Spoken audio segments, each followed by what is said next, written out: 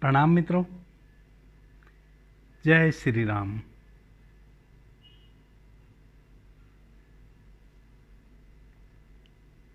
मित्रों, महर्षि पतंजलि के अष्टांगिक मार्ग पे हम चर्चा कर रहे हैं।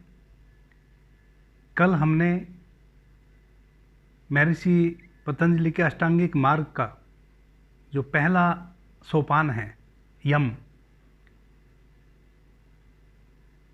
और उसका जो पहला प्रकार है अहिंसा, उस पे बात की थी। आज हम सत्य पे बात करेंगे। मित्रों, अष्टांगिक मार्ग पतंजलि का यम, नियम, आसन, प्राणायाम, प्रत्याहार, धारणा, ध्यान, समाधि, ये 8 सोपान हैं। पहला सोपान है यम। यम 5 प्रकार के होते हैं: अहिंसा, सत्य, अस्तेय, ब्रह्मचर्य, अपरिग्रह। कल हमने अहिंसा पे बात करी थी, आज हम सत्य पे बात करेंगे। यम को साधने के लिए सत्य की कहाँ ज़रूरत है, इस संबंध में बात करेंगे। सत्य की आवश्यकता क्यों पड़ती है, इस संबंध में बात करेंगे। क्योंकि यम 5 हैं तो पांचों का अलग अलग महत्व है। सत्य भी कहीं ना कहीं अहिंसा को ही पोषित करता है। कहें कि अहिंसा नाम का एक पौधा है जिसके सत्य, अस्तेय, ब्रह्मचर्य और अपरिग्रह, ये इसके फूल, पत्ती, तना एवं जड़ हैं।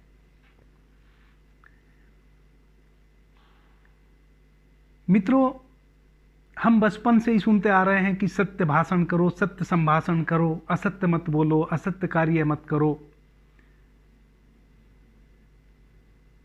लेकिन फिर भी हमारे जीवन में सत्य उतरता नहीं। कहीं ना कहीं हम असत्य में ओत-प्रोत ही रहते हैं। क्यों? क्योंकि हम मैकेनिज्म नहीं जानते। सत्य क्या है, सत्य को कैसे उपलब्ध हो, सत्य हमारे जीवन में कैसे उतरे, हम इसका मैकेनिज्म नहीं जानते। हम मानते तो हैं कि हमें सत्य बोलना चाहिए, सत्य कर्म करने चाहिए, लेकिन ये सत्य कर्म होते क्या हैं और कैसे करें, ये हमें नहीं मालूम है।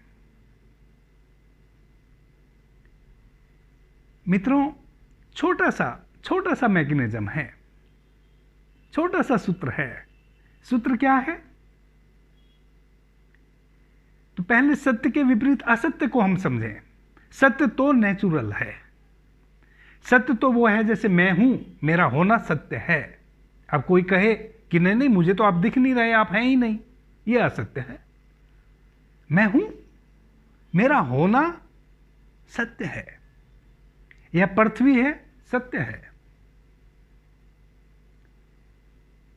मैं जो बोल रहा हूं यह भी सत्य है। मुझे भूख लगी है, सत्य है।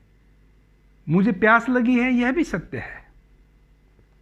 काम वासना उठी, यह भी सत्य है। छल परपंच उठा, यह भी सत्य है। फिर असत्य क्या है?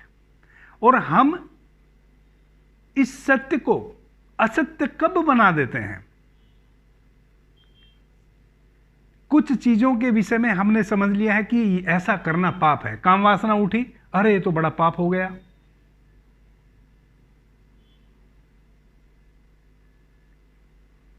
जब भी हमारे भीतर नेचुरली कोई स्थिति उठी और उसको हमने बाहर नकारने की कोशिश करी कि नहीं ऐसा नहीं है, तो हम असत्य में प्रवेश कर गए। भूख लगी है, कहो भूख लगी है। प्यास लगी है तो कहो हां प्यास लगी है। काम वासना जगी, हां भाई जगी।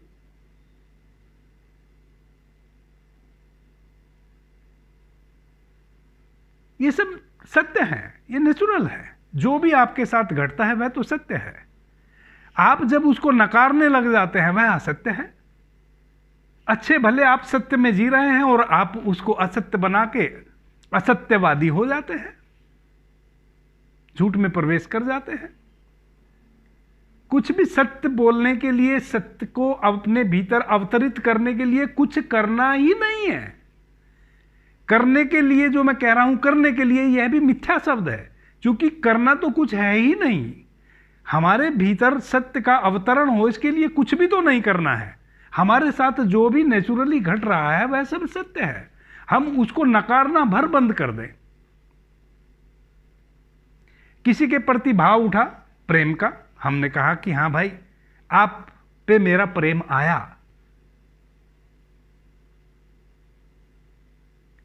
किसी के प्रति भाव उठा नफरत का, भाई मुझे तुम अच्छे नहीं लगे, मुझे तुम्हारा संभाषण अच्छा नहीं लगा, मुझे तुम्हारा व्यवहार अच्छा नहीं लगा,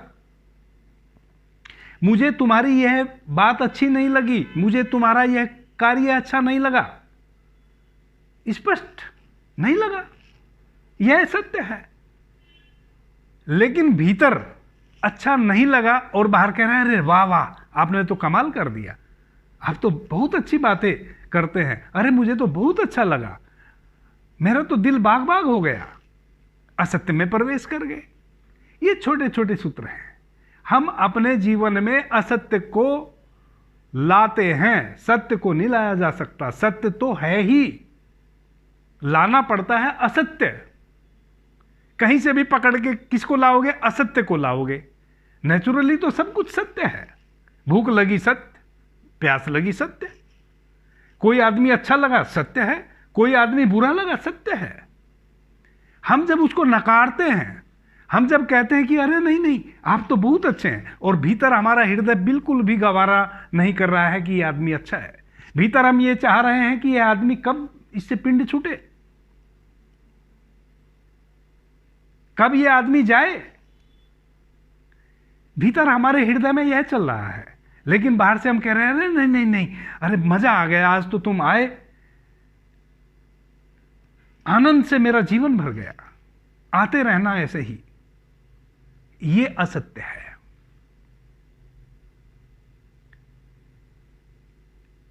मित्रों,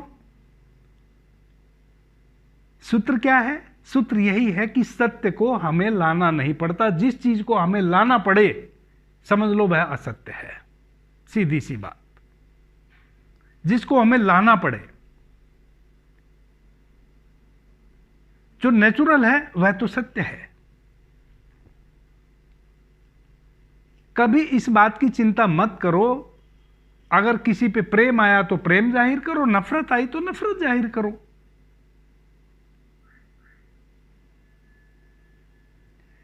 तो कभी भी तुम सत्य से डिगोगे नहीं, कभी भी सत्य के बाहर जा नहीं पाओगे, कभी भी असत्य हमारे जीवन में उतर नहीं पाएगा। और जैसे ही हमारा जीवन इतना सरल हो जाता है, आपने सोचा कभी जब आप किसी व्यक्ति की झूठी प्रशंसा करते हैं, उस समय तो वह व्यक्ति गदगद हो जाता है, लेकिन जब कभी कल होके उसको पता चलता है, क्योंकि हम में एक और वीकनेस है, जब हम किसी की प्रशंसा झूठी कर रहे होते हैं, हम उसको शेयर जरूर करते हैं अपने किसी अभिन्न मित्र से कि अरे आया था यार, बोर कर दिया मुझे, मैं परेशान हो गया। और जिसकी आपने झूठी प्रशंसा की है, क्योंकि झूठ में एक और खूबी है, उसको आप ज्यादा देर तक छिपा नहीं सकते, क्योंकि झूठ अपने साथ फिर हजारों झूठों को लाता है। कितना कितना छिपाओगे? तुम्हारे छिपाने की एक क्षमता है, उस क्षमता के पार झूठ चले जाते हैं। एक झूठ को छिपाओगे, 70 झूठ और पीछे से आ जाएंगे, उसको छिपाने के लिए आपको हजारों झूठ बोलने पड़ जाएंगे। अब कितनी कैपेसिटी है आपकी छिपाने की? छिप नहीं पाएगा। तो जिसकी आपने झूठी प्रशंसा की है, उसको आज नहीं कल पता चल जाएगा कि आपने झूठी प्रशंसा की थी। दुख हुआ, हिंसा हो गई।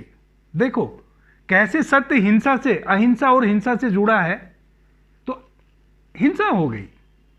आप अच्छा रहता सीधे सीधे कहते कि भाई तुम जो गीत गाए हो वह मुझे बिल्कुल भी अच्छा नहीं लगा, तुमने जो झूठी प्रशंसा की, वाह वाह, तो दो असत्य को आपने जन्म दे दिया। एक तो उस व्यक्ति को आपने बढ़ावा दे दिया,